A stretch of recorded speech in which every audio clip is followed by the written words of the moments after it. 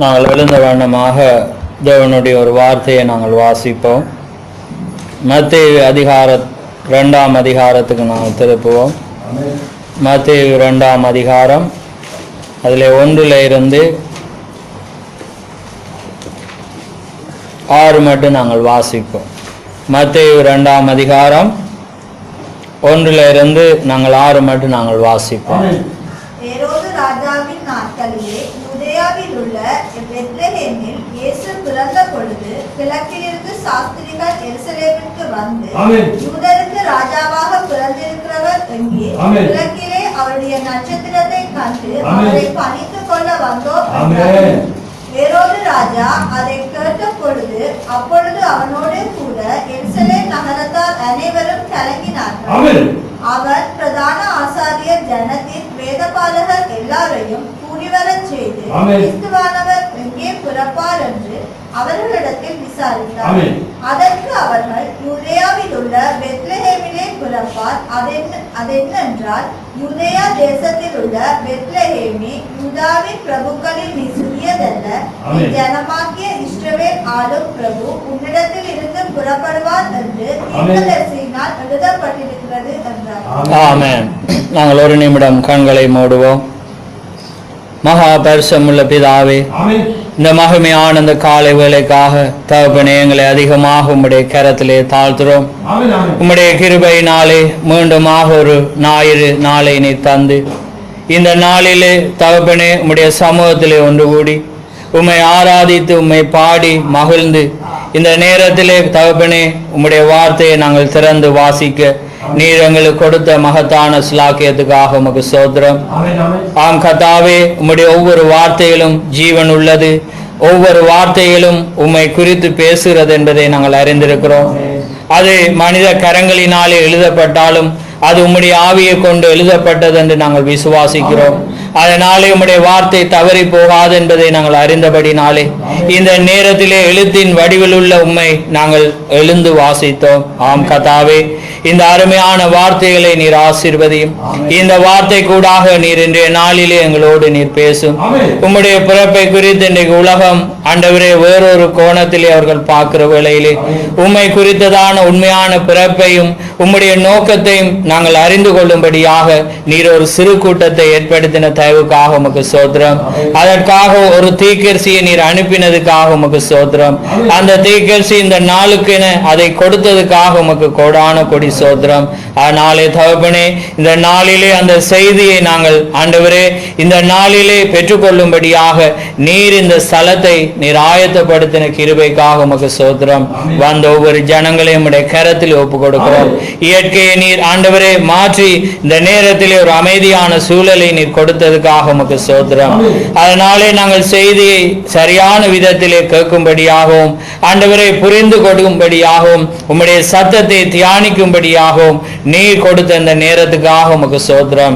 அடியானையும் ஆண்டவரே உம்முடைய ஜனங்களையும் உம்முடைய கரத்தில் ஒப்பு கொடுக்கிறோம். உம்முடைய ஆவியினாலே நிரப்பி தகப்பனே, வீணான சிந்தனைகள் இந்த இடத்தை ஆளுகை செய்யாதபடி பரிசுத்த ஆவியானவர் உம்முடைய வார்த்தைக்கு எங்களை சுட்டி காட்டி ஆண்டவரே அதை புரிந்து கொள்ளும்படியான அந்த இருதயம் எங்கள் மத்தியில் ஆயத்தப்பட்டு இருக்க, பண்படுத்தப்பட்டு இருக்க, இன்னைக்கு வந்தது நல்லது என்பதை கண்டு இந்த நேரத்தில் உம்முடைய ஜீவனுள்ள வார்த்தைகள் எங்கள் இருதயத்திலே விழுந்து இந்த இடத்தை விட்டு கடந்து போகும்போது ஒரு மகிழ்ச்சியோடு கடந்து போக நீர் கிருபை செய்யும். முற்றுமுழுதாக இந்த வேளை உம்முடைய கரத்தில் ஒப்பு கொடுக்கிறோம். ஒவ்வொருவரையும் ஆசீர்வதியும் வழி நடத்தும். யாவை உம்முடைய கரத்திலே தாழ்த்தி இயேசு கிறிஸ்துவின் நாமத்தில் கேட்கிறோம். ஆமென், ஆமென், ஆமென். யாவரும் அமர்ந்திருங்கள்.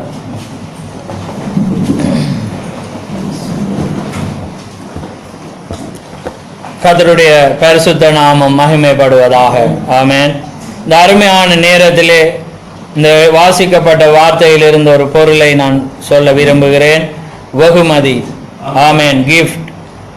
இந்த நாளிலே இந்த காரியத்துக்கூடாக நாங்கள் தியானிக்க போறோம். கர்த்தர் தாம் இந்த வார்த்தைகளை ஆசீர்வதிப்பாராக. ஆமென். இந்த நாட்கள் எப்படிப்பட்ட நாட்கள் என்பதை நாங்கள் அறிந்திருக்கிறோம்.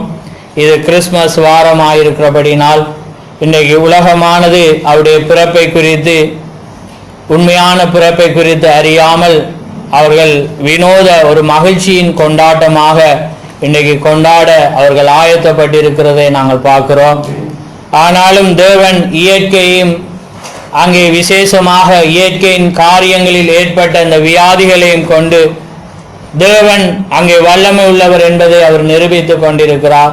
ஆனால் உலகமோ அதை மறந்து தன்னுடைய இன்பத்தையும் தன்னுடைய சந்தோஷத்தையும் கொண்ட ஆயத்தமாயிருக்கிறதை நாங்கள் பார்க்கிறோம். ஆமென். ஆனாலும் நாங்கள் அவருடைய பிறப்பை குறித்து நாங்கள் அறிந்திருக்கிறோம்.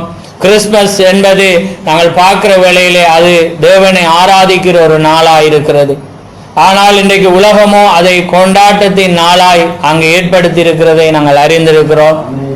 அதனாலே அந்த குறித்து வெளிப்பாடை நீங்கள் அறிந்திருப்பீர்கள். அதனாலே நான் சுருக்கமாய் சொல்லி நான் கடந்து செல்கிறேன். இந்த கிறிஸ்மஸ், அதாவது இந்த டிசம்பர் மாதத்திலே அவர் பிறக்கவில்லை என்பதை நாங்கள் அறிந்திருக்கிறோம்.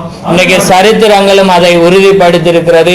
இன்றைக்கு உலக ஸ்தாபனங்களும் அதை இன்றைக்கு அறிந்திருக்கிறது. ஏனென்றால் இந்த தொழில்நுட்பமானது எல்லா வலையமைப்புகளையும் உடையதாயிருக்கிறபடினால் இன்றைக்கு அது வினோத காரியங்களுக்கு எப்படி நாங்கள் யூடியூபா இருக்கலாம், கூகுளா இருக்கலாம், சர்ச் பண்ணி அந்த காரியங்களை கண்டுகொள்ளலாம். இன்றைக்கு ஒவ்வொரு பிரசங்கிமார்களுடைய செய்தியும் அந்த காரியங்களை உலகத்துக்கு அதை கொண்டு போய் கொண்டிருக்கிறது. அதனால இன்றைக்கு உலகம் அதை அறிந்திருந்தாலும் அதை அவர்கள் செய்வதில்லை. அதனால்தான் உலகத்திலே நாங்கள் அறிந்திருக்கிறோம், ஒவ்வொரு மனிதனும் தேவனுடைய வார்த்தையை அறிந்திருந்தாலும் அதை செய்யாமல் இருப்பது போல இன்றைக்கு உலகம் அதை அறிந்திருந்தாலும் உண்மையை அவர்கள் கண்டுகொள்ளாமல் இருக்கிறதை நாங்கள் பார்க்கிறோம். ஏனென்றால் எப்படி ஒரு கிஃப்டானது சுற்றப்பட்ட வண்ணமாக இருப்பது போல அதே போல தேவனும் ஒரு சுற்றப்பட்ட வண்ணமாக அங்கே வந்தார். அதனாலே இன்னைக்கு அந்த சுற்றப்பட்ட காரியத்தை நாங்கள் எப்படி சுற்றப்பட்டு இருக்கிறதோ அதன்படி நாங்கள் கலட்டி தான் உள்ளே இருக்கிற உண்மையான பொருளை கண்டுகொள்ளலாம். அதனால்தான் தேவன் ஒவ்வொரு காலத்திலும் வந்த வேளையிலே தன்னை அவர் மறைத்து கொண்டு வந்ததினாலே உலகத்தினாலே அந்த வெளியிலே அங்கே சுற்றப்பட்ட காரியங்களை கலட்டி உள்ளே இருக்கிற அந்த காரியத்தை காண முடியாமல் இருக்கிறது. அதனால்தான் அது ஒவ்வொரு காலத்திலும் அது மறைக்கப்பட்ட ஒன்றாயிருந்தது. அதே போலதான் இந்த நாட்களிலே தேவன் தன்னை மறைத்து கொண்டு தன்னை வெளிப்படுத்துகிற வேளையிலே அது ஞானியின் கண்களுக்கு அது மறைக்கப்படுகிறதை நாங்கள் பார்க்கிறோம். ஆனால் ஒவ்வொரு காலங்களிலும் அங்கே தெரிந்து கொள்ளப்பட்ட அங்கே சிறு கூட்டத்தார் அங்கே உண்மையாக சுற்றப்பட்ட அந்த வெகுமதிகளை கண்டுகொள்கிறதை நாங்கள் பார்க்கிறோம். அதனால்தான் அன்றைக்கு இயேசு கிறிஸ்து அங்கே மகத்தான தேவனாயிருந்தும் அவர் இந்த பூமியிலே அவர் அங்கே மகத்தான வல்லமையோடு தூதர்களோடு வராமல் அவர் எளிமையிலே அங்கே வந்த வேளையிலே அந்த சுற்றப்பட்ட காரியத்தை அவர்கள் கண்டுகொள்ளாமல் விடப்பட்டதை நாங்கள் பார்க்கிறோம். ஆனால் உண்மையான அந்த மேய்ப்பர்களும் உண்மையான அந்த சாஸ்திரிகளும் உண்மையான தெரிந்து கொள்ளப்பட்ட அந்த சிறு கூட்டத்தாரும் அவரை கண்டு பணிந்து கொண்டார்கள் என்று நாங்கள் பார்க்கிறோம். ஆமே, அது எவ்வளவு ஒரு மகத்தான ஒரு விலையேறப்பட்ட ஒரு காரியமாயிருக்கிறது. அந்த கிழக்கிலே இருந்த அந்த அங்கே சாஸ்திரிகள் மேற்கை நோக்கி பிரயாணம் பண்ணி 2 வருடமாக அங்கே கடந்து வந்து அந்த பிள்ளையை கண்டு அவர்கள் சாஷ்டாங்கமாய் விழுந்து வணங்கினதை நாங்கள் பார்க்கிறோம். இது எவ்வளவு ஒரு வினோதமாய் இருக்கிறது. அந்த பிள்ளை ஒரு தேவன் என்பதை அவர்கள் அறிந்திருந்தார்கள். அது ஒரு சிறு பிள்ளையா இருக்கிறது என்பதை குறித்து வளர்ந்த பிற்பாடு வணங்குவோம் என்று அவர்கள் அதிலே அங்கே எழுதப்படவில்லை. அந்த சிறு பிள்ளையை அவர்கள் சாஷ்டாங்கமாய் அங்கே விழுந்து வணங்கினார்கள் என்று வேதம் சொல்கிறது. பாருங்கள், எவ்வளவு அவர்கள் படித்த ஞானிகளாயிருந்தார்கள். வான சாஸ்திரங்களை அறியத்தக்கதென்றால் அவர்கள் எவ்வளவு படித்த உயர்ந்த ஒரு மனிதர்கள். ஆனாலும் அந்த வினோதமான நட்சத்திரம் பிறப்பை அவர்கள் அறிந்தபடினாலே அவர்கள் வேதாமத்தை ஆராய்ந்து பார்த்த வேளையிலே யாக்கோபிலே ஒரு நட்சத்திரம் உதிக்கும் என்றது போல யூதாவிலே ஒரு நட்சத்திரம் உதிக்கும் என்பதே போல அங்கே இஸ்ரவேலை ஆள அங்கே பிரபு அங்கிருந்து வருவார் என்பதை அவர்கள் அறிந்தபடினாலே அது சிறு பிள்ளையாயிருந்தாலும் அவர்கள் வந்து வணங்கினதை நாங்கள் பார்க்கிறோம். ஆனால் அங்கு எருசலேம் பட்டணம் இருந்தது. அது ஒரு புனித ஸ்தலமா இருந்தது. அநேக அங்கே பரிசுத்தவான்கள், அநேக படித்த வேதாமத்தை அறிந்த ஆசாரியர்கள் இருந்தார்கள். ஆனால் வானத்திலே தோன்றின அந்த நட்சத்திரத்தை அவர்கள் காண முடியாமல் இருந்தது. அவர்களுக்கு அதை குறித்து அறியவில்லை. அங்கே இயேசு கிறிஸ்து பிறந்து 2 வருடங்கள் அங்கே கடந்து போனது. 2 வருடங்கள் கடந்து போய் அங்கே வான சாஸ்திரிகள் போய் ஏரோதிடமும் ஜனத்திடமும் விசாரித்த வேளையிலே அதை குறித்து அவர்கள் அறியவில்லை. பாருங்கள், இவ்வளவு ஒரு காரியம். அங்கே பிறக்கப்பட்ட ஒரு குழந்தை மறைக்கப்பட்டு சுற்றப்பட்டு இருந்தது. ஆனால் அந்த எருசலேம் நகரத்தார் அங்கே காணவில்லை, அந்த பட்டணத்தார் அதை காணவில்லை. அவர்கள் அறிந்திருப்பார்கள் என்று சாஸ்திரிகள் அங்கே விசாரித்தார்கள், ஒன்றுமே தெரியவில்லை. இன்னைக்கு இவ்வளவு ஒரு பெரிய ஒரு அடையாளமாயிருக்கு. இன்னைக்கு எலியா அங்கே இந்த பூமியிலே தேவன் வருகைக்கு முன்பாக ஒரு எலியா வரும் என்று இன்னைக்கு நீங்க ஒரு ஸ்தாபனத்துல கேட்டு அவங்க அறியாம இருக்கிறான், அவங்களுக்கு யாருன்றே தெரியாது. அங்கே எலியா வந்து கடந்து போனதை கூட அவங்க அறியவில்லை. ஆனால் முன்குறிக்கப்பட்ட ஜனம் அறிந்திருக்கிறது, எலியா வந்தாயிற்று. எலியா தம்முடைய வார்த்தையை நிறைவேற்றி கடந்து போயிட்டா, அங்கே போய் முடிந்தது என்பதை அவர்கள் அறிந்திருக்கிறார்கள். அதனாலே அவருடைய பிறப்பு எப்பயுமே மறைக்கப்பட்ட ஒன்றாயிருந்தது. இயேசு கிறிஸ்து எப்பயுமே சுற்றப்பட்ட ஒன்றாக தன்னை வெளிப்படுத்தினார். இந்த கடைசி நாட்களிலும் அந்த லவோதிகா சபையின் காலத்திலும் தேவன் ஒரு தூதனை அனுப்புவதாக வாக்கு கொடுத்து, அங்கே 7ஆம் தூதன் சத்தமிடுகிற நாட்களிலே தேவ ரகசியம் நிறைவேறும் என்பது போல தேவன் தம்முடைய ரகசியத்தை அங்கே 7ஆம் தூதனுக்குள்ளாக இருந்து அந்த பலமுள்ள தூதன் இந்த பூமியில் உள்ள தூதனுக்குள்ளாக தன்னை வெளிப்படுத்தி அங்கே இயேசு கிறிஸ்து தன்னை வெளிப்படுத்தினதை இன்னைக்கு உலகம் அறியவில்லை. ஆனால் எளிமையான ஜனங்கள் தேவன் தன்னை வெளிப்படுத்தினார். மாமிச உருவிலே அங்கே ஒரு மனிதனுக்குள்ளாக இருந்து அன்றைக்கு மெல்கியதேசாய் இருந்து ஆபிரகாம் அவரை ஆண்டவர் என்று கண்டது போல இன்றைக்கு ஒரு சிறு கூட்டத்தார் இன்றைக்கு அதே தேவன் ஒரு மனிதனுக்குள்ளாக அங்கே தன்னை வெளிப்படுத்தினவர் அது மனிதன் அல்ல, தேவன், அதே ஆண்டவர் என்பதை நாங்கள் அறிந்து கொள்ளும்படியாக தேவன் கிருபை செய்தவராயிருக்கிறார். ஆமென். ஏனென்றால் தேவன் ஒவ்வொரு காலத்திலும் தேவன் சுற்றப்பட்ட ஒன்றுக்குள்ளாக தன்னை வெளிப்படுத்துவார். ஆமென். அதனால்தான் அங்கே ஒவ்வொரு காலத்திலும் அங்கே மனிதர்களினால் தேவனை அங்கே காண முடியாமல் இருக்கிறது. இந்த கடைசி நாட்களிலே தேவன் ஒரு மனிதனுக்குள்ளாக தன்னை அங்கே வெளிப்படுத்தினார், தன்னை ஒரு தீர்க்கதரிசிக்குள்ளாக தன்னை வெளிப்படுத்தினார். ஏனென்றால் தேவன் அதை வாக்கு கொடுத்திருந்தார். ஆமென். அதனாலதான் ஒவ்வொரு காலத்திலும் இன்னைக்கு ஜனங்கள் அங்கே அறியாமல் இருக்கிறதை பார்க்கிறோம். இன்னைக்கு இந்த கடைசி நாட்களில் கூட அந்த தெரிந்து கொள்ளப்பட்ட ஜனங்களை தவிர மற்ற ஜனங்களால் அதை காண முடியாது. ஆமென்.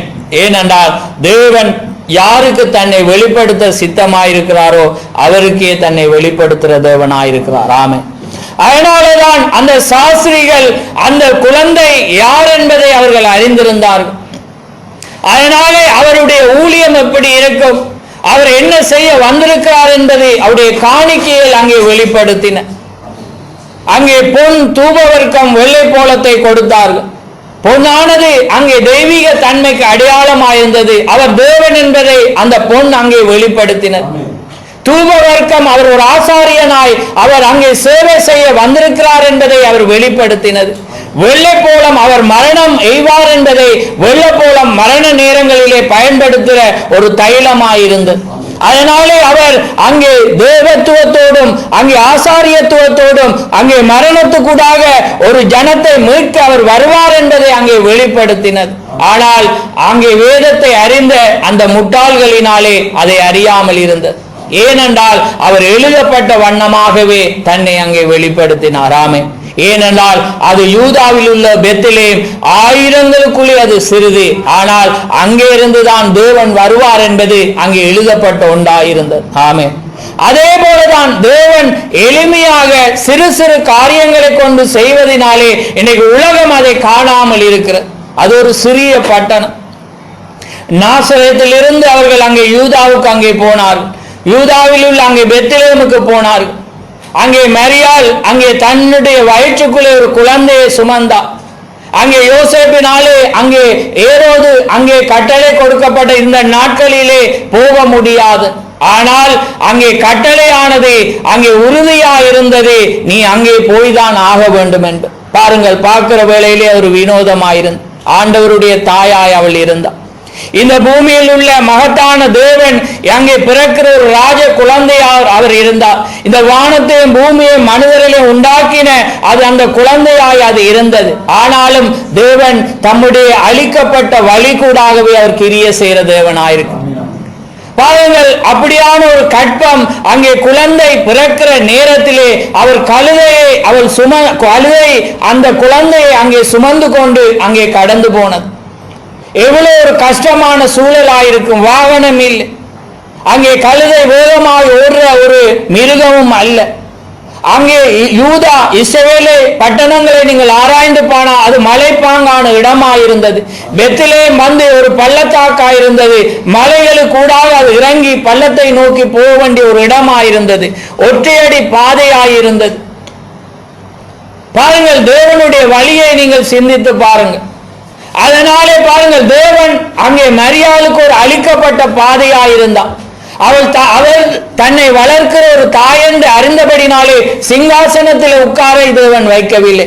ஒவ்வொரு மனிதனும் அதுதான் பாதையாயிருக்கிறது. நீங்கள் சிலுவையை சுமந்துதான் வரவன். நீங்க ஊழியக்காரராய் இருப்பதினாலே சிங்காசனத்தில் இருக்க இயலாது.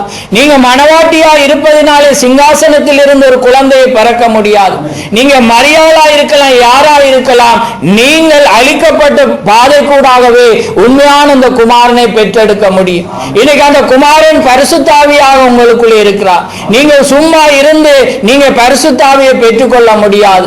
நீங்கள் அமர்ந்திருந்து அந்த ஆவியை பெற்றுக்கொள்ள முடியாது. நீங்க கற்ப வேதனை பெற்றே நீங்கள் அதை பெற்றுக்கொள்ள வேண்டும்.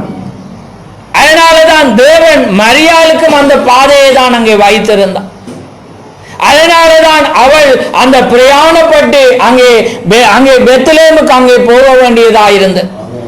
அதனாலதான் அங்கே பெத்லெகேம் என்பதை குறித்து அங்கே தீர்க்கதரிசி பேசுறவளை அவர் சொல்றார், அதை குறித்து நான் வியக்கிறேன். ஏனென்றால் அது ஒரு சிறிய பட்டணம். அவர் எப்ரோனிலே அங்கே கொண்டு போய் குழந்தையை பிறப்பித்திருக்கலாம். ஏனென்றால் அது அடைக்கல பட்டணம்.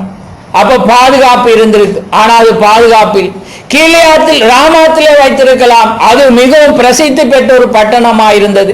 சீயோனிலே அவருடைய குழந்தையை வைத்திருக்கலாம். அதுவும் மிகவும் இந்த ஆவிக்குரிய பட்டணம். எருசலேமிலே அவர் அங்கே கொண்டு போய் வைத்திருக்கலாம். அது ஒரு புனித ஸ்தலமாயிருந்தது. ஆனால் தேவன் எங்கேயுமே வைக்காமல் அவர் பெத்லெகேமில் ஏன் வைத்தார்? அது ஒரு பாவம் நிறைந்த ஒரு ஊராயிருந்தது. அதாவது அங்கே ஒன்றுமே இல்லாத ஒரு சிறு பட்டணமாயிருந்தது. அதனாலே அங்கே உலகம் அங்கே அந்த காரியத்தை கண்டுகொள்ள முடியாமல் இருந்ததை நாங்கள் பார்க்கிறோம். அதான் தேவனுடைய வினோதமான வழியாயிருக்கிறது. அதனாலதான் அவர் பெத்லெகேமிலே வைத்தார். பெத்லெகேம் என்றால் என்ன அர்த்தம்? தேவனுடைய அப்பத்தின் வீடு. பெத் என்றால் என்ன? அங்கே வீடாயிருக்கிறது. ஏல் என்றால் என்ன? ஏல் என்றால் என்ன? பெத்லெகேம்.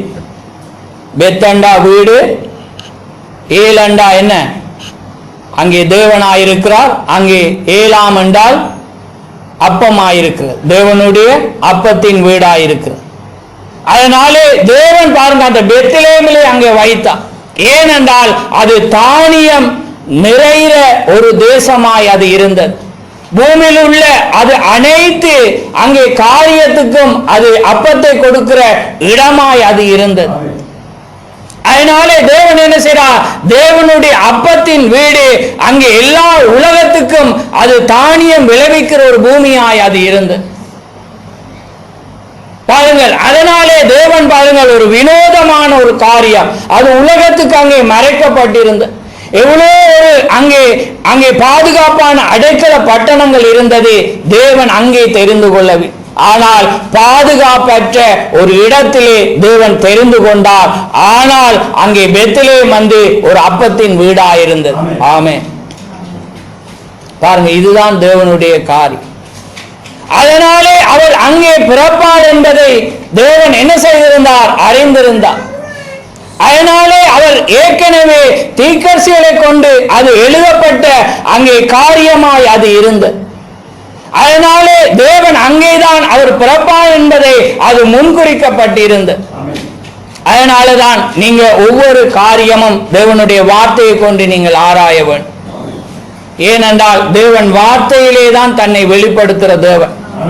அது எப்படிப்பட்ட காரியமாயிருந்தாலும் அவர் வார்த்தையை கொண்டே தன்னை அடையாளப்படுத்துகிற தேவனாயிருக்கிறார். ஆமென். பாருங்கள், அது ஒரு வினோதமாயிருந்தது. ஆனால் அதுதான் அங்கே பெத்லெகேம் அவர் அப்பத்தின் வீடாயிருந்தது. அங்கேதான் அவர் பிறப்பார் என்பது அங்கே முன்குறிக்கப்பட்டிருந்தது. அதனாலதான் இந்த யோசேப்பும் மரியாளும் அந்த இடத்துக்கு அப்பத்தின் வீட்டுக்கு போக வேண்டியதாயிருந்தது. அது பள்ளத்தாக்கா இருந்தது. அது பள்ளத்தாக்கா மேடா மலையா அது ஒரு காரியம் இல்லை. தேவன் அங்கே ஒரு மனிதனை அழைக்கிறார் என்றால் தேவனுடைய அப்பத்தின் வீட்டுக்கு. அந்த வீட்டுக்கு வாரது உங்களுக்கு கஷ்டமாயிருக்கு. ஏனென்றால் அது எல்லா சூழல்களும் அங்கே மாறுபட்டிருக்கு. ஆனா தேவன் அங்கே பிறப்பது அவருடைய திட்டமாயிருந்தது. அதனாலதான் தேவன் ஒவ்வொரு காரியத்திலும் தேவன் தன்னுடைய வார்த்தையை ஒரு சிறு கூட்ட ஜனத்தின் மத்தியிலே அவர் வெளிப்படுத்துற தேவன். அவர் வார்த்தையிலே தன்னை அடையாளம் கொண்டு அங்கே செய்கிற தேவனாயிருக்கிறார். அதனாலதான் அந்த ஜனங்கள் அங்கே எவ்வளவுப்பட்ட ஒருவேளை தேவன் வினோத காரியங்களை தெரிந்து கொள்ளாமல், அங்கே புனித ஸ்தலங்களை தெரிந்து கொள்ளாமல் ஒரு பெத்லகேமை தெரிந்து கொள்வதற்கு காரணம் ஏனென்றால் அது தானியம் விளைகிற ஒரு தேசமாய் அது இருந்தது. அங்கேதான் அவர் பிறக்க வேண்டும். அந்த இடத்துக்கு போக கடினமான பாதைகள் இருந்தது. அது வெகு தூரமாய் இருந்தது. ஆனால் அந்த இடத்திலே தான் அவர் பிறக்க வேண்டியதாயிருந்தது. ஆமே, அதே போலதான் தீகர் சொல்றார், அதை குறித்து நான் வியக்கிறேன். ஏனென்றால் அது ஒன்றுமே இல்லை, அது ஒரு சிறு பட்டணம், ஆனால் அது அப்பம் விளைகிற இடமாயிருந்தது. அதனாலதான் தேவன் எப்பயுமே தீகர் சொல்றார், தம்முடைய ஜனம் சிறு கூட்டமாய் அது இருந்தது. அது வினோதமாய் அது தெரிந்து கொள்ளப்படுற காரியமாய் உலகத்துக்கு அது தெரிகிறது. அது மறைக்கப்பட்ட ஒன்றாயிருக்கு. ஆனால் தெரிந்து கொள்ளப்பட்ட ஜனங்கள் மாத்திரம்தான் அதை கண்டுகொள்ள முடியும். அதனாலதான் அங்கே காரியங்கள் வினோதமாய் இருந்தாலும், அங்கே கஷ்டம் மிகுந்த பாதையாயிருந்தாலும் அவர்கள் அங்கே போனார். அங்கே போற வேளையிலே சத்திரத்திலே அங்கே இடம் இல்லை. அவர்கள் அலைந்து அலைந்து பார்த்து கடைசியாக தொழுவம் தான் அங்கே கிடைத்தது. அங்கே தொழுவத்தில் உள்ள அங்கே முன்னணியிலே அவள் அங்கே கிடத்தினார். அங்கே சுற்ற துணி இல்லாமல் இருந்தது. பாருங்கள், மகத்தான ஒரு தேவன். ஆனால் என்ன நடந்தது? அங்கே நுகத்தடியை கொண்டு அவர்கள் என்ன செய்தார்கள்? அங்கே என்ன செய்தார்கள்? அந்த புள்ளையை சுற்றினார். பாருங்கள், ஒரு மகத்தான தேவன், ஆனால் நியமிக்கப்பட்ட ஒரு வழியை அவர் உடையவராயிருந்தார். பாருங்கள், அவர்கள் பிள்ளையை பார்க்கிற வர்ற வேளையிலே அது வினோதமான ஒரு காரியமாய் இருந்தாலும் அவர்கள் அதை பொருத்தப்படுத்தவில்லை. அவர்கள் கண்டது அவர்கள் தெய்வ குழந்தை என்பதை மாத்திரம் அறிந்தார்கள். அதனாலதான் நீங்கள் ஒன்றை நான் அங்கே கூறுகிற காரியம் அதான் திகழ்ச்சியா, சபையானது அந்த நிலையில இருக்கும். அது ஒரு இறைச்சி கடையை போல் அது இருக்கும். ஆனால் நீங்கள் அதை பார்க்க வேண்டாம், நீங்கள் அங்கே உள்ள ஜீவனை மாத்திரம் பாருங்கள். இதிலே தான் அநேகர் தவறி போகிறதை, அது காலங்கள் தோறும் தவறி போனது போல இந்த கடைசி நாட்களிலும் அதே வண்ணமாக அநேக ஜனங்கள் அங்கே தவறி போகிறதை பார்க்கும். ஏனென்றால் அவர்கள் வார்த்தையை பார்க்கிறது இல்லை, அந்த குழந்தை அவர்கள் பார்க்கிறது இல்லை, அங்கே பிறந்திருக்கிற அந்த தேவனை அவர்கள் பார்க்கிறதில்லை. அவர்கள் வெளியில் இருக்கிற முன்னணியை பார்க்கிறார்கள். அவர் சுற்றப்பட்டிருக்கிற துணியை அங்கே பார்க்கிறார்கள். அங்கே தொழுவத்தில் உள்ள மாடுகளை அவர்கள் பார்க்கிறார்கள். அதனாலே அவர்கள் அந்த தேவனை அங்கே காண முடியாமல் இருக்கு. ஆனால் படித்து அங்கே ஞானம் பெற்ற அந்த ஞானிகள் அங்கே தேவனை தொழுது கொண்டார்கள். அவர்கள் அறிந்திருந்தார்கள், அது தெய்வ குழந்தை என்பதை அவர் அறிந்திருந்தார். இதுதான் இன்றைக்கு உலகத்துக்கு மறைக்கப்பட்ட ஒன்றாயிருக்கு. ஏனென்றால் அவர் வினோதமான வழியிலே சுற்றப்படுகிறார். இன்னைக்கு நீங்க கிஃப்ட சுத்துற வேலையில நீங்க ஒவ்வொரு பேப்பர்ல அழகாக சுத்துவீங்க. நீங்க எப்படி மடிச்சீங்களோ அந்த மடிப்பை அவங்க பெற்றுக்கொள்றவங்க என்ன செய்ய உரிச்சே ஆகும். அதை அவங்க திறந்து பார்க்க வேண்டும். அந்த சிஸ்டத்துக்கூட அவங்க பார்ப்பாங்க. அதே போலதான் தேவன் அப்படியான வண்ணமாக சுற்றப்பட்டிருக்கு. உள்ள பார்க்கணும்னா ஒன்று துறக்கணும். ஆனா இன்றைக்கு உலகம் அதை பார்க்கிறது. இன்னைக்கு தேவ ஜனங்கள் அதை பார்க்கிறது. வார்த்தையை பார்த்துதான் அவரை கண்டுகொள்ள முடியும். தீர்க்கதரிசிகள் உரைத்தது கூடாதுதான் அதை கண்டுகொள்ள முடியும். அதனாலதான் அவர்கள் என்ன செய்கிறார்கள்? திறக்கப்பட்ட ஒன்றாக அவரை பார்க்க விரும்புகிறார்கள். அவர் அப்படியானால் எங்களுடைய தேவாலயத்திலே அவர் பிறந்திருப்பார் என்று அவர்கள் அங்கே வியக்கிறார்கள். எங்களுக்கு தெரிந்திருக்கும் என்று அவர்கள் நினைக்கிறார்கள். ஆனால் அவர்களுக்கு அறியாமல் தேவன் தன்னை ஒரு சிறு கூட்டத்துக்கு தன்னை வெளிப்படுத்தினார். அதுதான் தேவனுடைய வழியாயிருக்கும். அதனாலதான் நீங்கள் வார்த்தையை கொண்டு தேவனை அறிந்து கொள்ள முடியும். இன்றைக்கு கிறிஸ்துமஸ் ஆனது, இன்றைக்கு அது கொண்டாட்டமாய் இருக்கிறது. ஆனால் நாங்கள் ஆராதிப்பதே அது உண்மையான ஒரு கொண்டாட்டமாய் இருக்கிறது. ஆராதிப்பதே உண்மையான அவருக்குரிய ஆராதனையாயிருக்கிறது. ஏனென்றால் அது தேவனுக்கு உண்மையாக அவர் பிறந்தபடினால்தான் நாங்கள் இங்கே இருக்கிறோம். அவர் பிறந்து அவர் மரித்தபடினால்தான் இன்றைக்கு நிச்சயத்தோடு நாங்கள் பேசி கொண்டிருக்கிறோம்.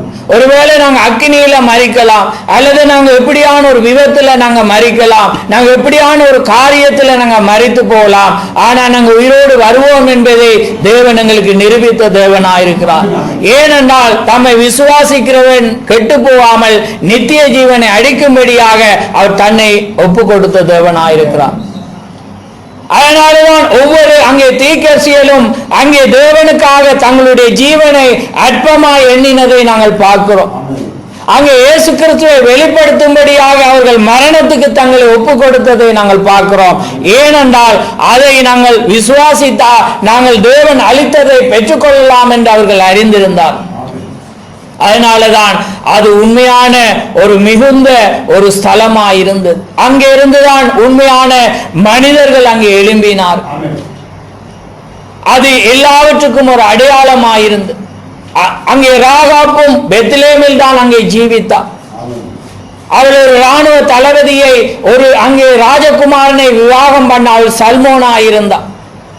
அங்கே சல்மோன் ராகாப்பை அங்கே விவாகம் பண்ணினான். ராகாப் ஒரு புறஜாதியாயிருந்தான். சல்மோன் அங்கே அவளை விவாகம் பண்ணி பெத்லேமிலே தன்னுடைய வீடை அமைத்துக் கொண்டான். ஏனென்றால் அவன் அறிந்திருந்தான் அதுதான் அப்பம் விளைகிற பூமியாயிருக்கு. அங்கே பஞ்சம் வராது. நாட்டில் உலகத்துல பஞ்சம் வரும், ஆனால் பெத்லேமிலே பஞ்சம் வராது என்பதை அறிந்தபடினாலே அந்த இராணுவ தளபதி அங்கே ராகாப்பை கொண்டு அங்கே குடியமர்த்தினான். பாருங்க எவ்வளவு ஒரு அடையாளம். ஏனென்றா தேவன் பிரஜாதியை அந்த வண்ணமாக அங்கே ஏற்படுத்தி. இன்னைக்கு உலகமானது வார்த்தையை கேட்க முடியாத ஒரு பஞ்சத்திலே அது இருக்கிறது. ஆனால் பெத்லேமில் உள்ள ஜனங்களுக்கு அவர் ஆகாரத்தை கொடுக்கிற தேவனாயிருக்கிறார். பாருங்க, அதனாலே அவன் என்ன செய்யறான்? சல்மோன் ராகாப்பை மணந்து கொண்டு அங்கே அவள் யார் என்று நீங்க அறிந்திருக்க, அவள் ஒரு வேசியாயிருந்தாள். சிறு வாலிப பிராயத்தில் அவள் தள்ளப்பட்ட ஒன்றாயிருந்தாள். அதனாலே அவள் என்ன செய்தால், ஒரு முறை அவளுக்கு திகசுரா தருணம் அங்கே கிடைக்கப்பட்டது. அந்த தருணத்தை அவள் வீணாக அடிக்க விரும்பவில்லை. அந்த தருணத்தை அவள் பிடித்து கொண்டு விசுவாசித்து அவள் அதற்கூடாக அங்கே உயிரோடு இருக்கிற தேவன் உண்டென்றும் தன்னுடைய விண்ணப்பத்தை கேட்க ஒரு தேவன் உண்டென்றும் அவள் அறிந்து கொண்டாள். ஆமென். அதுதான் உங்களுக்கும் அதே வண்ணமாக தேவன் ஒவ்வொரு தருணங்களை கொடுக்கிற தேவனாயிருக்கிறார். நீங்க தருணங்களை தட்டி கழிக்க வேணாம். தருணங்களை தட்டி கழித்தா பிறகு ஒரு நேரம் அங்கே வராமதை குறித்து நீங்க வேதனை அடைவி. அதனாலதான் தருணம் கிடைக்கும் போது நீங்க அதை பயன்படுத்த அறிந்து கொள்ளுங்க. அதனாலதான் ராகாப்புக்கு ஒரு நேரம் வந்தது, அந்த நேரத்தை அவள் பயன்படுத்தினான். பாருங்க, அதற்கூடாக அவள் எப்படிப்பட்டவளா இருந்தாலும் அங்கே ஒரு ராஜகுமாரனை அவள் விவாகம் பண்ணி அதில் இருந்து அவள் என்ன செய்யா? போவாசை பெற்றுக் கொண்டாள். போவாசு யார் என்று நீங்க அறிந்திருக்கிறீங்க. நான் 5 வாரமா பேசி ஒரு மகத்தான அங்கே ஒரு எஜமானனாய் அவன் இருந்தான். அந்த போவாசை அவன் என்ன செய்தால் அங்கே ராகா பெற்றெடுத்தான். அவனும் எங்கே வாழ்ந்தான்? பெத்லேமில் தான் அவனும் வாழ்ந்தான். அங்கே போவாஸ் யாரை பெற்றெடுத்தான்? ஓபேத்தை பெற்றுக்கொண்டான். பாருங்க, ஒவ்வொரு மகத்தான மனிதர்கள் எங்கே இருந்தார்கள், எங்கே பிறந்தார்கள்? பெத்லேமிலே. எல்லாமே ஒரு அடையாளம். அங்கே ஓபேத் யாரை பெற்றான்? ஈசாயை கொண்டு வந்தான். ஈசாய்க்கு 8 குமாரர்கள், அதிலே தான் தாவீது வந்தான். அங்கே சாமுவேல் அவனை அங்கே அபிஷேகம் பண்ணபடி அங்கே பெத்லேமுக்கு வந்தான். பெத்லேமில்தான் அங்கே அவன் தாவீது அபிஷேகம் பண்ணப்பட்டான். அவன் ஈசாயிடம் அங்கே சொன்னான், இஸ்ரவேலை ஆள தேவன் ஒரு தாவீதை தெரிந்து கொண்டார், ஒரு அரசனை தெரிந்து கொண்டார், அது இந்த தேசமாய் இருக்க வேண்டும் என்றது போல தாவீது ஒரு முன்னடையாளமாயிருந்தார். தாவீதின் குமாரனமாக இயேசு கிறிஸ்து வந்தார். ஆமென். எல்லாரும் எங்கே பிறந்தார்கள்? பெத்லேமில் தான். பெத்லேமை விட்டு வெளியில பிறக்கிறவனும் அவன் தேவ மனிதனா இருக்க முடியாது. ஏனென்றா பெத்லேம் என்னத்துக்கு அடையாளம்? தேவனுடைய அப்பத்தின் வீடு வார்த்தையாயிருக்கு. அப்பம் இன்றைக்கு என்னத்துக்கு அடையாளம்? வார்த்தை. அதனாலதான் வார்த்தை இல்லாம எங்கேயும் எந்த மனிதன் பிறந்தா அவன் அங்கே ஜீவிக்க முடியாது, அவன் உண்மையான தேவகுமாரனாய் இருக்க முடியாது. பாருங்க, எல்லா மாமனிதர்களும் எல்லா மகத்தான மனிதர்களும் பெத்லகேமிலே தான் அங்கே பிறந்தான். ஏனென்றால் அது அப்பத்தின் வீடாயிருந்தது. அவர்கள் வெளியே இடங்களிலே குடியிருந்தாலும் அங்கே வந்து தங்களுடைய வழியை அமைத்து கொண்டார்கள். ஏனென்றால் அதுதான் ஆகாரம் கிடைக்கிற ஒரு தேசமாய் இருந்தது என்பதை அவர்கள் அறிந்திருந்தார்கள். அதனாலதான் பெத்லகேம் எப்பொழுதுமே அங்கே மகத்தான ஒரு பட்டணம், பஞ்சமே இல்லாத ஒரு பட்டணம், அப்பம் எப்பொழுதும் விளைந்து கொண்ட ஒரு பட்டணமாய் இருந்தது. அது சிறு பட்டணம் தான், சிறு ஜனக்கூட்டம் தான், ஆனால் எப்பொழுதும் அங்கே அப்பம் விளைந்து கொண்டிருக்கும். அதனாலதான் தேவன் அங்கே மகத்தான ஒவ்வொரு மனிதரும் அங்கே பிறந்தார்கள், அங்கே தங்களுடைய வீடுகளை அமைத்துக் கொண்டார்கள். ஏனென்றால் அது அப்பத்தின் வீடாயிருந்தது. அங்கேதான் இயேசு கிறிஸ்துவும் பிறந்தார். ஆமென். அதனாலதான் நாங்க எப்பயுமே அவரை வார்த்தையில தான் சந்திக்க முடியும். அதனாலதான் தேவன் எப்பொழுதும் ஒரு சிறு கூட்டத்தோடு அவர் இடைப்படுகிற தேவனாயிருக்கிறார். எப்பொழுதும் அந்த ஜனத்தோடு அவர் இடைப்படுகிற தேவன். ஆனால் அந்த வீட்டுக்கு போறதோ கடினமான வழியாயிருக்கு.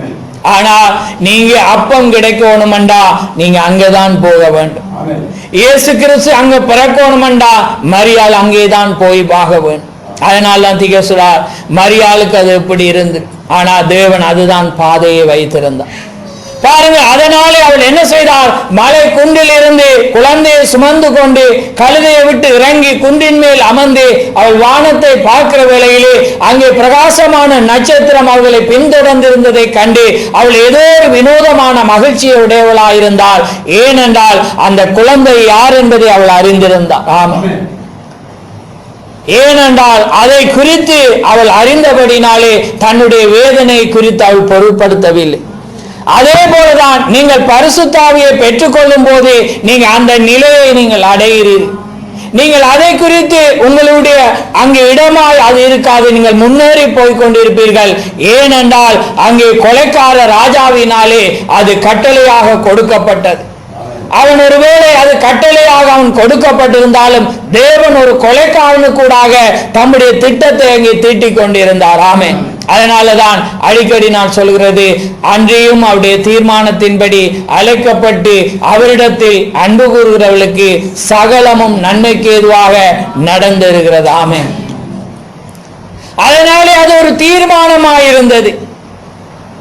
அது ஒரு அங்கே மகத்தான ஒரு குழந்தை அதாயிருந்தது. மரியாளுக்கு ஒரு தருணம் கொடுக்கப்பட்டிருக்கலாம், அல்லது தேவதூதர்கள் தூக்கி கொண்டு போய் பெத்லகேமில் இருத்தாட்டி இருக்கலாம், அல்லது ஒரு ராஜா போய் ஒரு பலச கொடுத்திருக்கலாம்.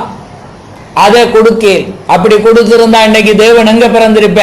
நாங்க ரோமன் கத்தோலிக்க சேர்ச்சில தான் குந்தி இருக்கோம். ஏனண்டா அப்படி பலஸ் கொடுத்திருந்தா அங்கதான் தேவன் இன்றைக்கும் பிறந்திருப்ப. அதனால அவர் என்ன செய்தார்? ஒரு மறைக்கப்பட்ட ஒரு பெத்லகேம்ல இருந்தான். அதான் அடிக்கடி இந்த இடத்துக்கு ரோட்டோரம் பார்த்தோம். சைனாபேல இருந்து அங்க எல்லாரும் வரக்குள்ள இறங்கி டக்கண்டு வர்றோம். ஆனா அது கிடைக்கு. ஏனென்றா அது அழிக்கப்பட்ட பாதையிலே மறைந்து இருக்க வேண்டும். அதனாலதான் குண்டு வெடிக்கக்குள்ளே ஆராதனை நடந்துட்டு இருக்கு. ஆனா காலையில ரோட்ல இருந்து என்ன நடந்திருக்கு? போலீஸ்காரன் நிப்பாட்டி இருக்கும். ஆனா இது 12 மணிக்கு முடிய மட்டும் எங்களுக்கு தெரியாது. ஆனா 8 மணி ஆராதனை கூட நின்றுட்டு, ஆனா 1 மணிக்கு தான் எங்களுடைய ஆராதனை முற்று பெற்று. பாருங்க, இதுதான் அழிக்கப்பட்ட வழியாயிருக்கு. அதனால நாங்க எல்லா பணங்களை கொண்டும் விசாரித்து பார்த்த ஒரு காரியம் இல்லை. ஆனால் தேவன் தம்முடைய ஒரு ஜனத்தை மறைவிடமாக அங்கே வைத்திருந்தார். அதனாலதான் அந்த பெத்லகேமுக்கு அந்த ஜனம் எப்படிப்பட்ட தூரமாயிருந்தாலும் ஒரு காரியமாயிருந்தாலும் அங்கேதான் போக வேண்டும் என்பது தேவனுடைய திட்டமாயிருந்தது. அது ஒரு அழகான அங்கே ஒரு கட்டிடமாய் அது இருக்கவில்லை. அதை சுற்றி நாற்றமுள்ள மிருகங்கள் அங்கே இருந்தது, சாணிகள் அதை சூழ இருந்தது, வைக்கோல் இருந்தது. அதுதான் அவருடைய பஞ்சு மெத்தையாயிருந்தது. குளிருக்கு அங்கே போக்கத்தக்கதாக அங்கே மிருகத்தின் துணி ரத்தத்தை துடைக்கிற ஒரு துணியை தான் அவரை சுற்றினார். பாருங்க, அதுதான் எளிமை. அதான் நான் உங்களுக்கு சொல்றேன், ஒரு கிறிஸ்தவன் ஆகிற போது உங்களுக்கு தாழ்மை வேணும். எப்படிப்பட்ட நீங்க மனித அவர் நினைத்திருக்கலாம், எப்படிப்பட்ட ராஜா, நீ ஒரு இன்ன இனத்தான், நீ இன்னொரு ஜாதி, நீ இன்னொரு காரியம் என்று அவர் தள்ளி நின்றிருக்கலாம். ஆனா அவர் எப்படி இருந்தார், தன்னை அவர் அங்கே மறைத்து கொண்டு எல்லா மனிதர்களோடும் அவர் நடந்த தேவனாயிருக்கிறார். ஆமென். அதனாலதான் அன்பானது அங்கே கிறிஸ்து ஒரு மனிதனுக்குள்ளே ஜீவிக்கிற வேளையிலே அவன் எல்லா மனிதனையும் அவன் நேசிக்கிறவனாயிருப்பான். அதனாலதான் வேதம், நீ எப்படிப்பட்ட தீர்க்கதரிசனத்தை உடையவனாயிருந்து எப்படி மலைகளை பேர்க்கத்தக்கதான போதகமா இருந்தாலும் உனக்கு அன்பு இல்லாட்டி ஒன்றுமே இல்லை என்று.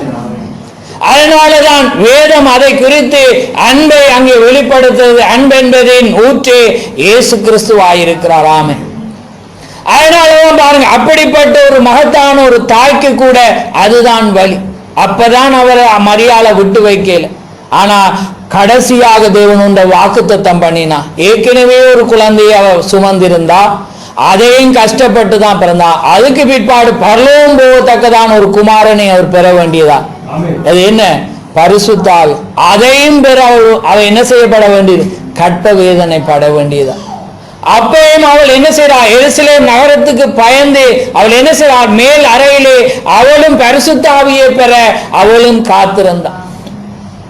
அப்பதான் ஒரு கஷ்டம், இப்பயும் ஒரு கஷ்டம். பாருங்க, அவள் தன்னை வளர்த்த ஒரு தாய் என்று ஒரு என்ன சிபார்சு கொடுத்திருக்க, தூதர்களுக்கு எழுதி கொடுத்திருக்கலாம், மரியா வருவா, கொஞ்சம் வலியை விட்டு விடுங்க, மறிக்கும் போது போய் தூக்கிட்டு வாங்க, பரிசுத்த ஆவியை நீ பெற்றாதான் நீ அங்க வர, நீ தாயா இருக்கலாம், தகப்பனா இருக்கு.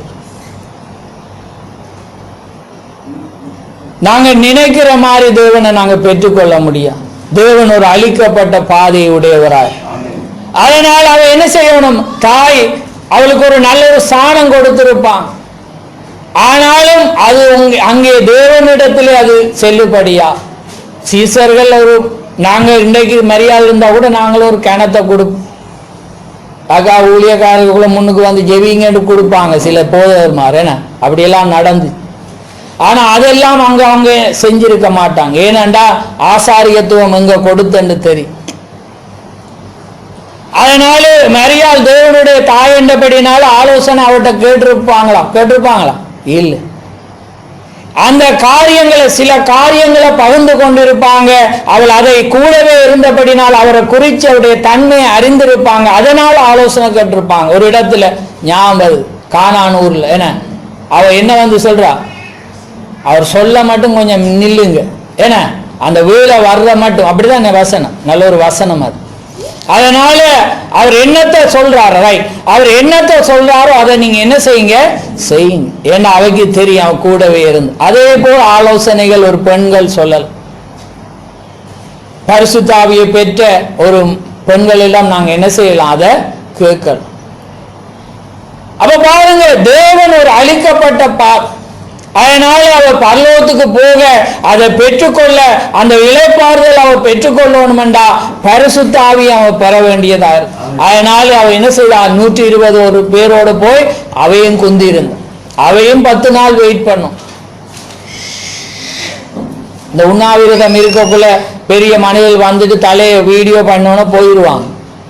ஏன்னா திரும்ப கடைசியா நிறைவு செய்யற நேரத்தில் வருவாங்க. அப்ப இவங்களும் கூட இருந்தாங்கன்னு பத்திரிகை போடும். அது மாதிரி மரியாள் முதல் நாள் போயிட்டு திரும்ப வரல, 10 நாள் அதுக்குள்ள குந்திதான் இருக்கும். ஏனென்றால் தேவன் அவர் அங்கே பட்சபாதம் உள்ள தேவன் அல்ல.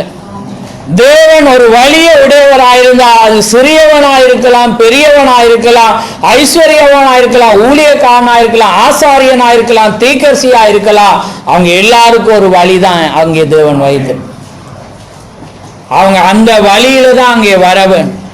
அதனாலதான் எலியா இடையில ஓடி போயிட்டான். அங்கே தேவன் ரதத்தை கொண்டு எடுத்துட்டு, ஆனா அவன் கொலை செய்யப்படணும்ன்றதுக்காக திரும்ப வரும். ஏன்னா மோசே எலியாம் இந்த பூமியில வர்ற நேரத்துல அவங்க வந்து பூமியில என்ன செய்வாங்க, கொலை செய்யப்படுவான். ஆனா உங்களுக்கு ஒரு ஸ்லாக்கியத்தை தேவன் வைத்திருக்கு. நாங்க என்ன செய்யறோம், எடுத்துக்கொள்ளப்பட்டு நாங்க கடந்து போவோம்டா, நாங்க மரிக்க தேவை.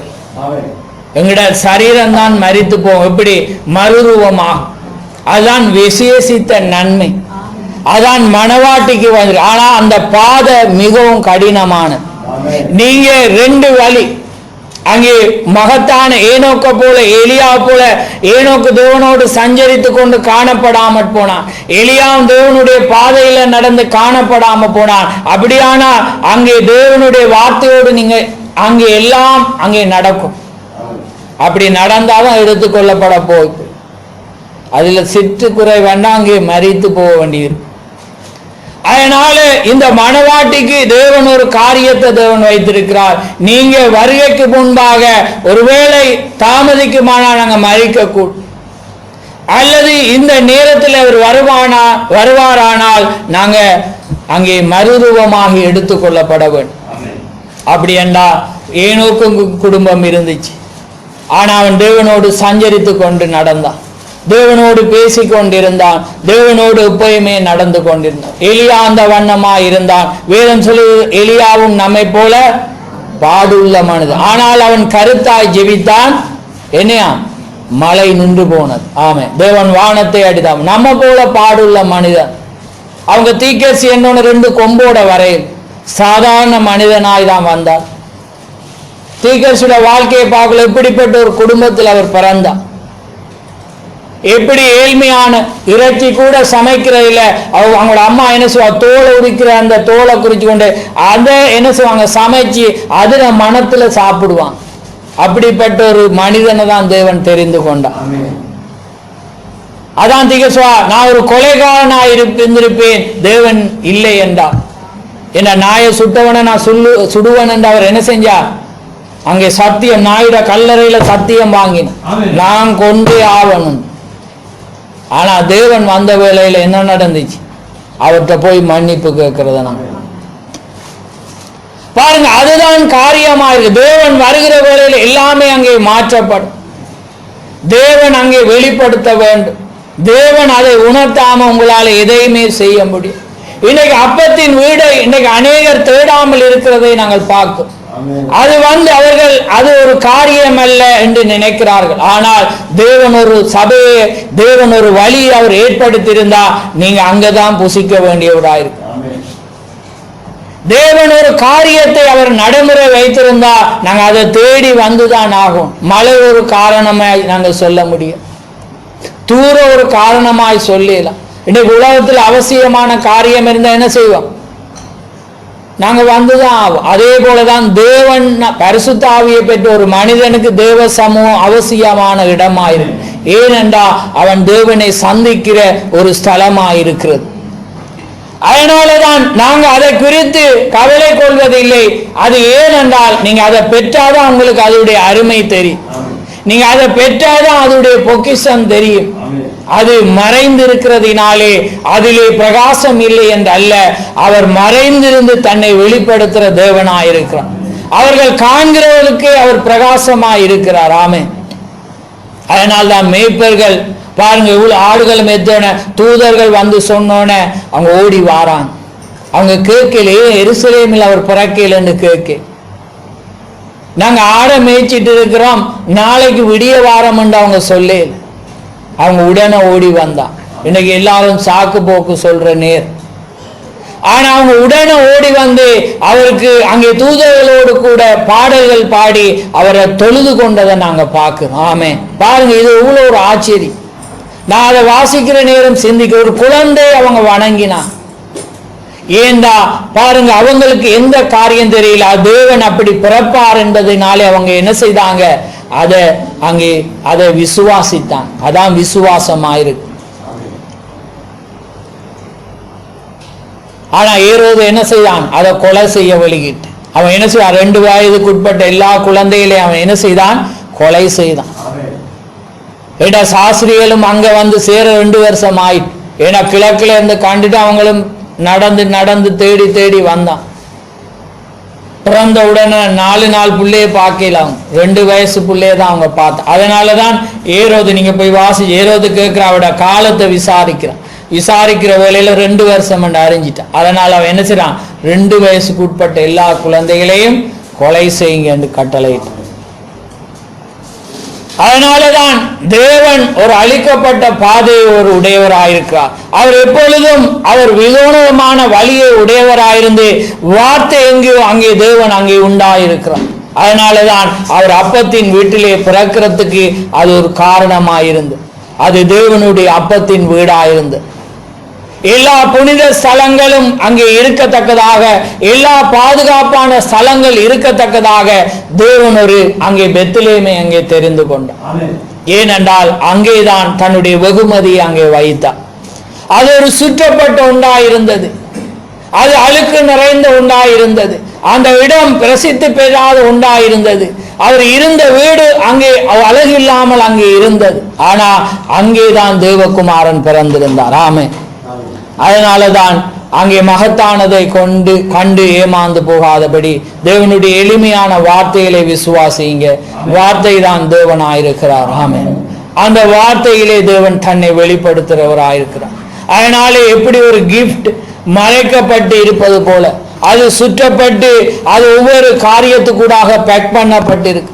நீங்க அதை உரிக்கதான் வேணும், அதை உரித்து தான் நீங்க உள்ளே இருக்கிற பொருளை காண வேண்டும். அதே போலதான் தேவனை நீங்க காணணும்டா வார்த்தையில தான் நீங்க அவரை கண்டுகொள்ளும். ஒவ்வொரு வார்த்தையை நீங்க விசுவாசிக்கும், ஒவ்வொரு வார்த்தையை நீங்க திறந்து பார்க்கும். ஒரு வார்த்தையை கண்டு நீங்க ஒன்றை புரிந்து கொள்ள முடியும். அதனாலதான் இன்றைக்கு சாபானம் ஒரு வார்த்தையை அவர்கள் பிடித்து கொண்டிருக்கிறார்கள். ஆனா மனிதன் பிழைக்கும்படியாக ஒவ்வொரு வார்த்தையும் அங்கே தேவன் விசுவாசிக்கும்படியாக வைத்திருக்கு. அதனாலதான் நீங்க சுற்றப்பட்ட பார்க்க வேணுமெண்டா நீங்க ஒவ்வொன்றா நீங்க அதை அங்கே கலட்ட வேண்டியதாயிருக்கு. அதுக்கு பிற்பாடுதான் உண்மையான அந்த பொக்கிஷத்தை நீங்கள் கண்டுகொள்ள முடியும். அதனால கர்த்தர் தாம் உங்களை ஆசீர்வதிப்பார். ஆமென். ஹல்லேலூயா.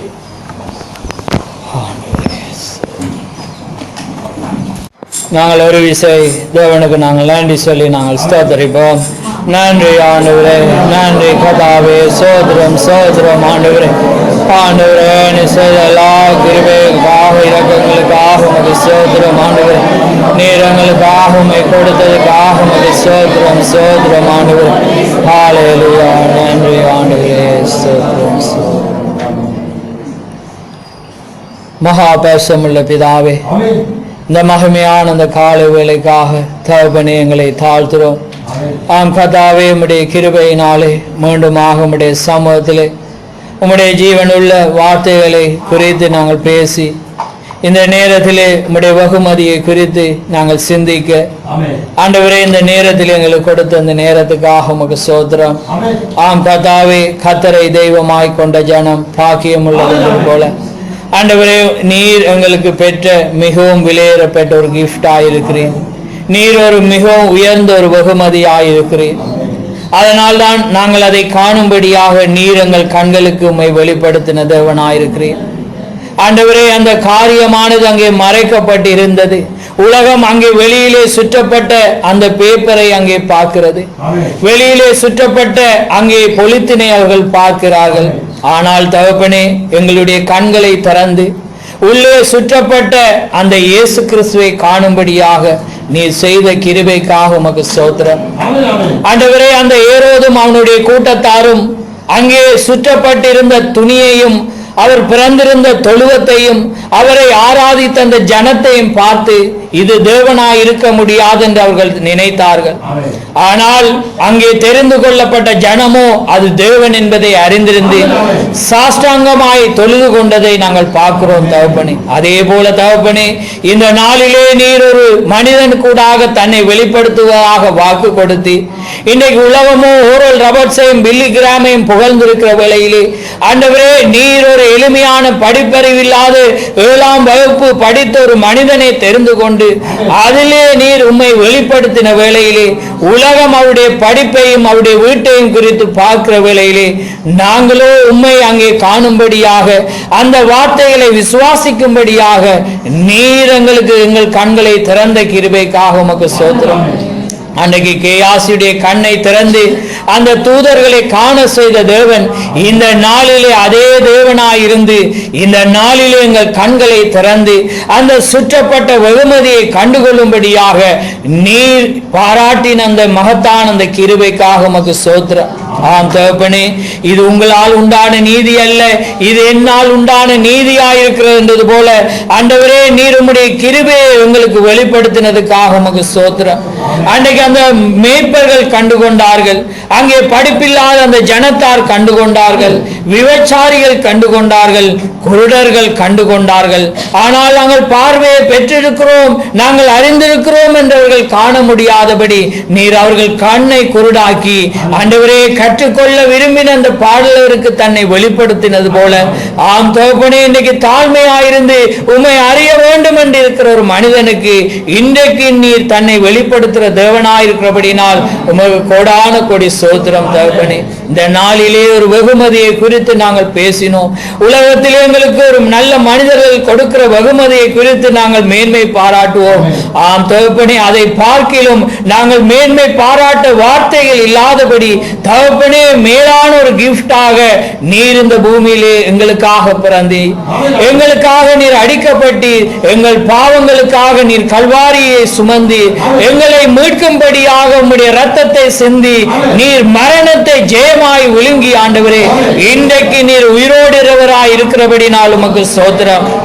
ஆண்டவரே, உலகத்தின் முடிவு பெரியந்தும் சதா நாட்களில் நான் உங்களோடு இருப்பேன் என்றது போல இந்த நாளிலும் நீர் எங்களோடு இருக்கிறபடினால் ஸ்தோத்திரம். பயப்படாதே சிறுமந்தே என்று சொன்ன தேவன், வாக்கு மாறாத தேவன், அந்த பெயரை கொடுத்து இந்த நாள் மட்டும் நீர் எங்களை வழி நடத்துகிற கிருபைக்காக உமக்கு ஸ்தோத்திரம். தாவீது சொன்னது போல கர்த்தரின் மேய்ப்பராயிருக்கிறார் என்றது போல தகப்பனே, நீர் எங்கள் மேய்ப்பராயிருக்கிறபடினால் ஸ்தோத்திரம்.